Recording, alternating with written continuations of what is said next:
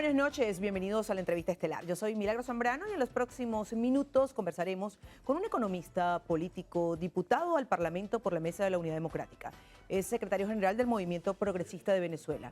Su carrera política la inició en el partido Patria para Todos, donde fue miembro fundador y perteneció al Secretariado Político Nacional.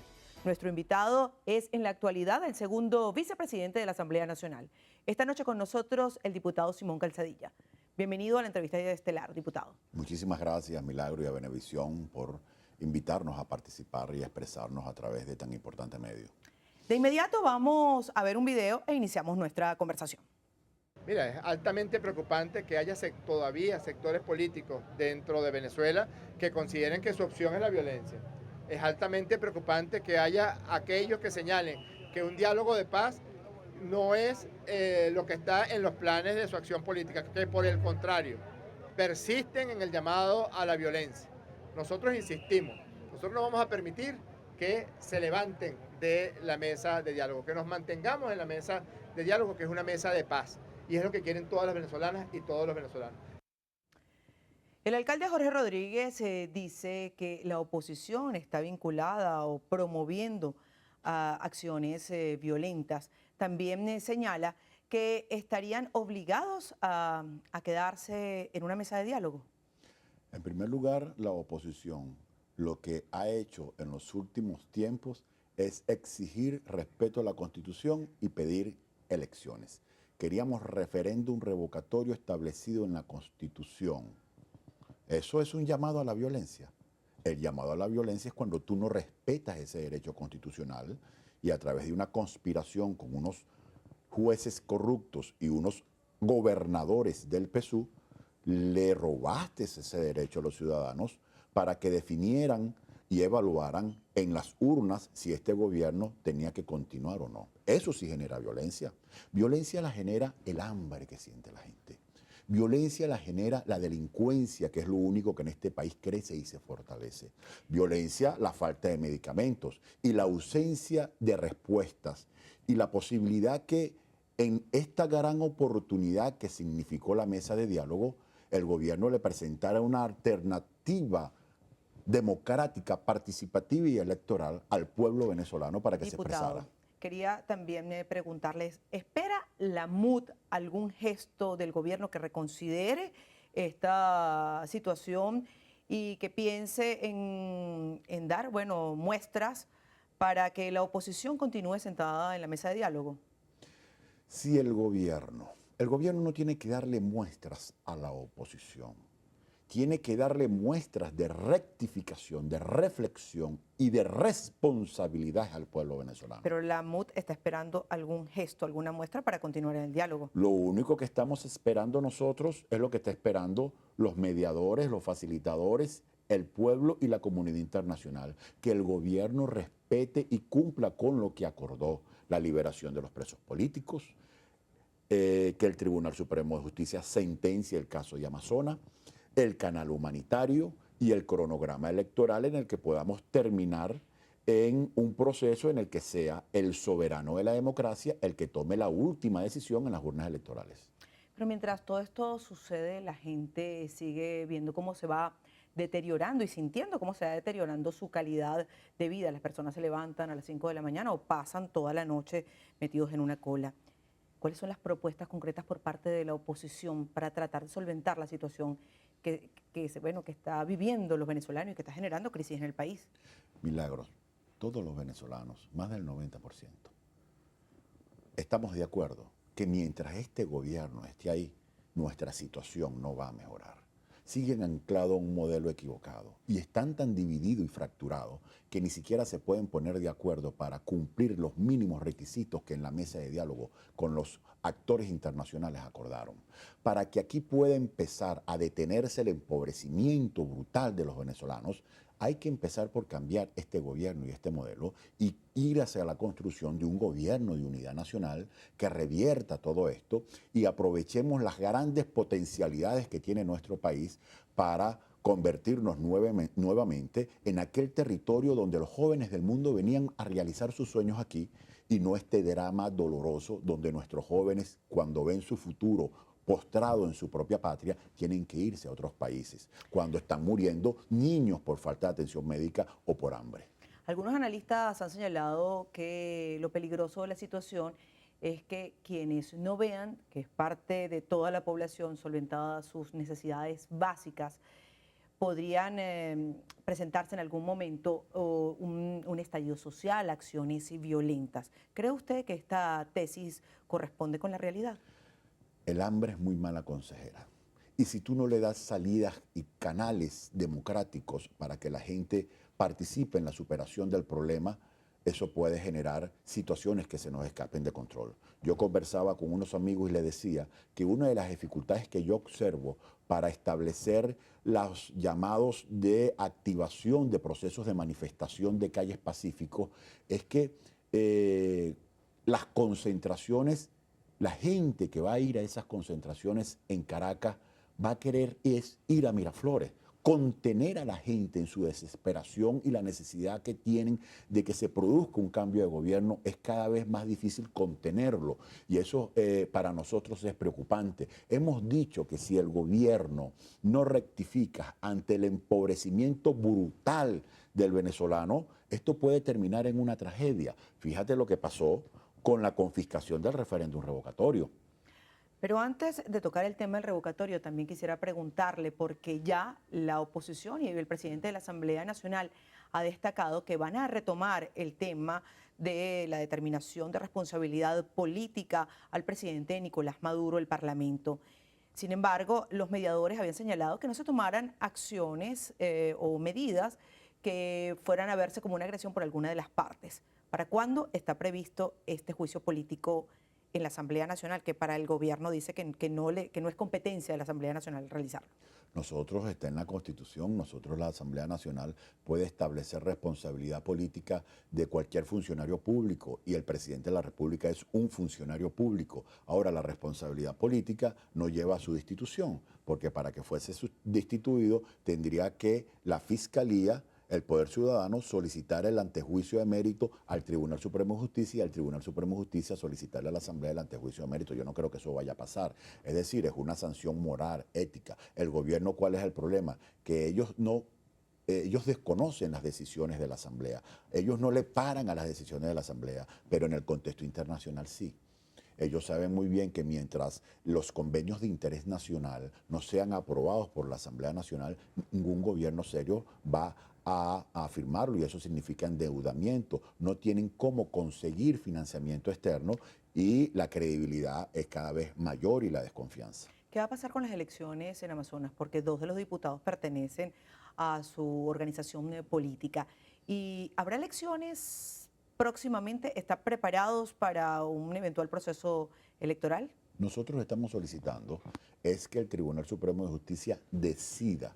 Si la decisión es repetir las elecciones, tiene que hacerlo en los términos que dice el artículo 170 de la Ley Orgánica de Procesos Electorales. Es decir, tienen que convocar ese proceso electoral a un plazo de 6 meses a 12 meses y tiene que ser en las mismas condiciones con que se hicieron las elecciones que se van a repetir. Es decir, el mismo registro electoral permanente, los mismos candidatos. Eso es lo que nosotros estamos pidiendo, que el Tribunal Supremo de Justicia decida, que ya va para 12 meses de mora. También se hablaba de que podían ser incorporados nuevamente a la Asamblea Nacional. Eso es probable porque nosotros hicimos el gesto ellos solicitaron su desincorporación precisamente para cumplir con parte del acuerdo. ¿Qué nos decían? Ellos se desincorporan, nosotros producimos la sentencia y eso resuelve el problema de fondo y con eso también el problema del desacato de la Asamblea. Entonces, no han ¿cerrará el año la Asamblea Nacional en desacato? Bueno, según el Tribunal Supremo de Justicia, nosotros estamos en supuesto desacato. Si ellos no sentencian, cerramos en lo que ellos consideran desacato y nosotros estamos evaluando si incorporamos nuevamente a los diputados este año o comenzando el año que viene. ¿La unidad cree que tiene el mismo apoyo y la misma movilización de personas que tenía o que había capitalizado durante 10 meses de este año luego de sentarse a la mesa de diálogo? Yo te lo voy a poner de otra manera. Lo que yo te garantizo es que este gobierno es hoy más débil que hace 35 días. Ahora no solamente tiene la condena del Vaticano que les está demandando que den resultados. Toda la comunidad internacional, la Organización de Estados Americanos, la Unión Europea, UNASUR, todos los que nos pidieron que nos sentáramos con el gobierno en el diálogo, hoy se están dando cuenta que teníamos razón en la poca credibilidad y dificultades que tiene este gobierno para cumplir con sus promesas y que en este momento te puedo asegurar que el descrédito y la desconfianza sobre este gobierno nacional, pero sobre todo internacionalmente, es mayor. Ahora este ¿Y gobierno... sobre la oposición? ¿Tiene sobre- apoyo, tiene confianza? Yo te pregunto una cosa, ¿teníamos o no teníamos razón en sentarnos con el gobierno? Si nosotros no nos hubiésemos sentado con el gobierno, ellos hubiesen dicho, Nicolás hubiese salido, fíjate, ellos lo que quieren es violencia, no quieren dialogar, y la comunidad internacional nos hubiese condenado a nosotros, hubiese sido muy difícil después pedirle sus apoyos para que nos ayudara a producir un proceso electoral por presión internacional. Ahora estamos en mejores condiciones, ahora... estamos convencidos de que más venezolanos y más pueblos en el mundo van a presionar a este gobierno para que se produzca la consulta electoral que todo el mundo clama como única solución para superar la crisis que tiene Venezuela. Tenemos que hacer una pausa, pero antes respóndame sí o no. Usted dice que teme que se convoque una marcha porque las personas van a presionar para llegar a Miraflores y sacar al presidente Nicolás Maduro del poder. ¿Usted estaría participando, si se da esa marcha, en ir a Miraflores? Sí, esa es la decisión. Hacemos una pausa y ya venimos con más de la entrevista estelar con nuestro invitado de esta noche, el diputado Simón Calzadilla. Ya volvemos.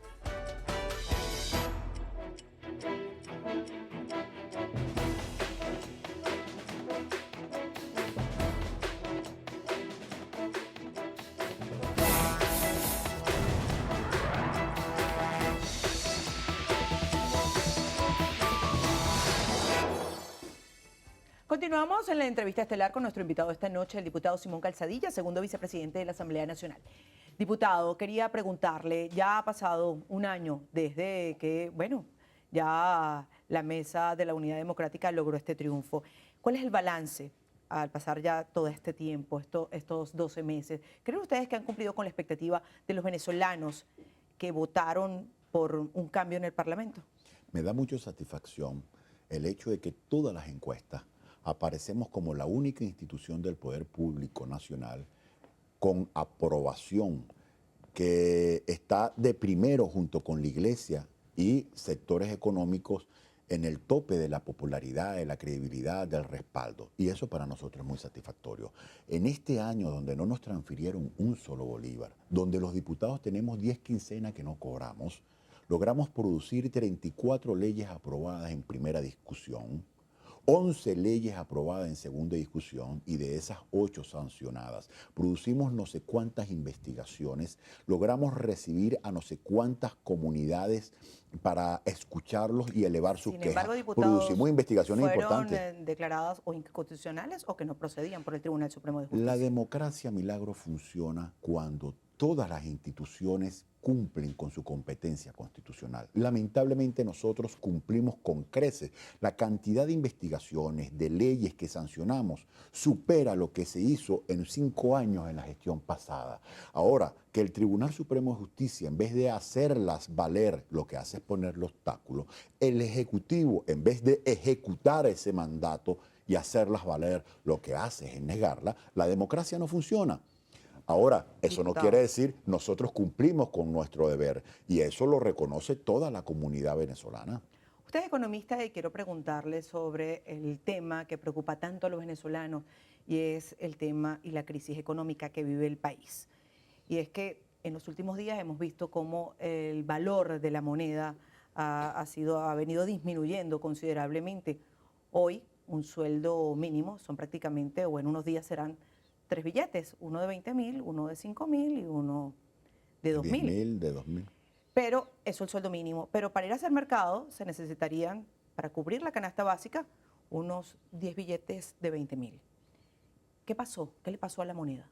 Fíjate que durante casi todo el año 2 de este año, el tipo de cambio se mantuvo estable.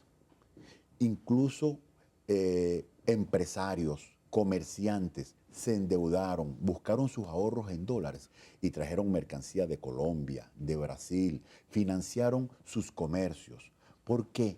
porque había en Venezuela la esperanza de que se podía producir un cambio de gobierno y el referéndum revocatorio te ponía la posibilidad de un cambio pronto. Cuando el gobierno elimina el referéndum revocatorio, pone todas las expectativas del futuro venezolano de manera negativa, saca un montón de bolívares a la calle para contener el descontento de la gente, pero la credibilidad de nuestra moneda se empezó a derretir y las mercancías que compraron y que trajeron de Colombia y de Brasil, que se vendieron a 950 bolívares, ya no había dólares para sustituirlo. Bueno, nuestra moneda perdió 4 veces su valor y eso lo vamos a sentir en el primer trimestre del año, con un gobierno que fue descalificada la deuda externa venezolana de B a triple C por la principal calificadora de riesgo China, que trabaja con el gobierno chino, que es amigo del gobierno venezolano. Lo que están diciendo es que nuestras cuentas no cuadran para el año que viene. Toda la situación, el nivel de vida del venezolano, si hoy nos parece mal, va a estar todavía peor dentro de 3 meses. El tema del circulante, el tema del efectivo, con este nuevo cono monetario, ¿usted cree que se va a solventar la situación que se presenta actualmente donde no hay efectivo?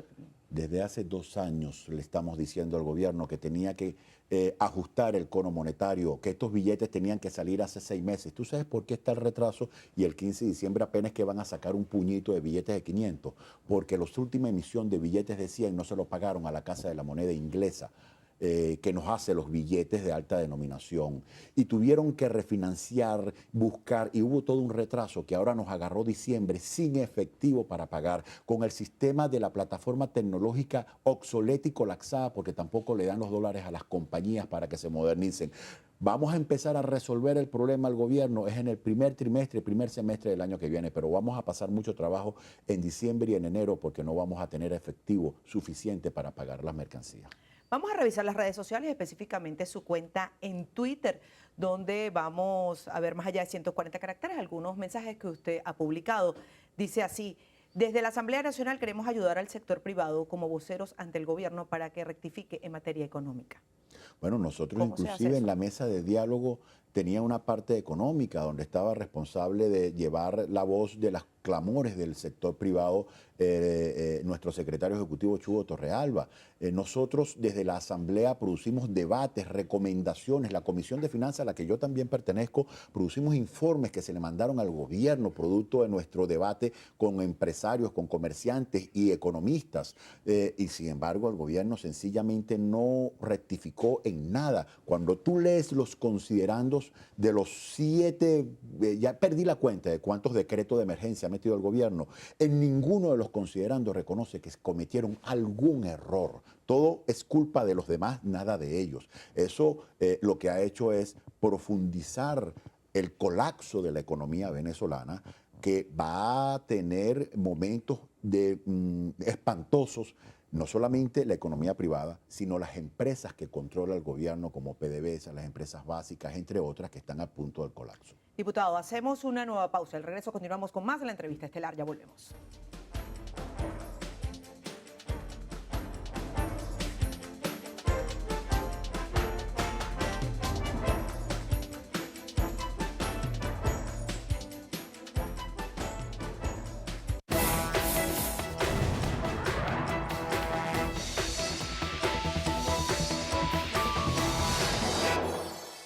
Sumar todos los esfuerzos para construir una fuerza política que desde la Asamblea Nacional impulse una Venezuela democrática, una Venezuela del diálogo, una Venezuela de la concertación, y que esta polarización, a donde los que son de una tendencia o que son de la otra son excluyentes y que ha dividido la familia venezolana, se acabe. Una asamblea cuya nueva composición nos permita hacer realidad un proyecto de ley de divulgación de las finanzas públicas que elaboramos e introducimos y que no fue posible impulsar, que elaboré con la esperanza de darle transparencia a la administración pública venezolana, pero que no pudimos hacer realidad.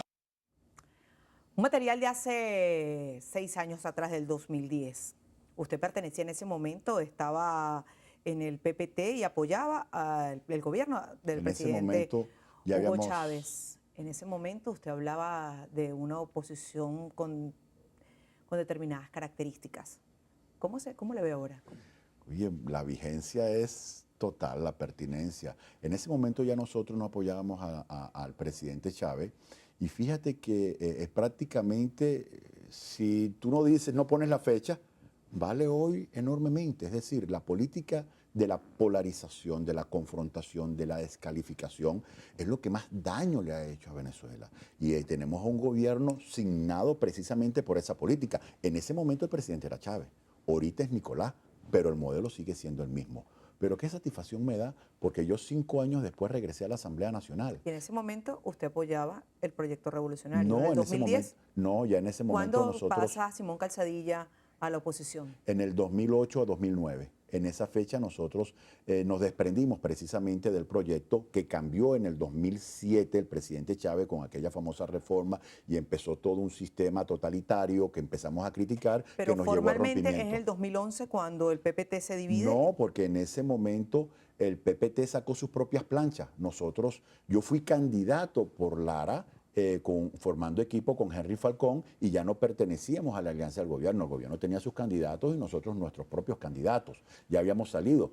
Pero esas críticas que estábamos haciendo ahí, teníamos 4 años diciéndoselas al presidente Chávez que el modelo que había definido en el 2007 le iba a significar una tragedia para el pueblo venezolano. Y tú sabes qué me llena de satisfacción, que 5 años después entro a la Asamblea Nacional y encabezo la comisión mixta que lleva adelante el proyecto de ley orgánica para la transparencia, acceso y divulgación de la información pública, que fue aprobada en primera discusión y que pronto vamos a comenzar a discutir en segunda discusión. Es decir, sigue siendo mi lucha el hecho de poder impulsar desde el Parlamento un cambio en el modelo, en la actitud en que un funcionario público debe asumir la gestión y entender que uno sirve al ciudadano y que ese ciudadano para el que uno sirve y lo escoge a uno es el dueño real de la información y uno no puede negársela porque es su derecho humano a tenerla. Eso cambia el panorama político venezolano. Tiempo, pero rápidamente respóndame.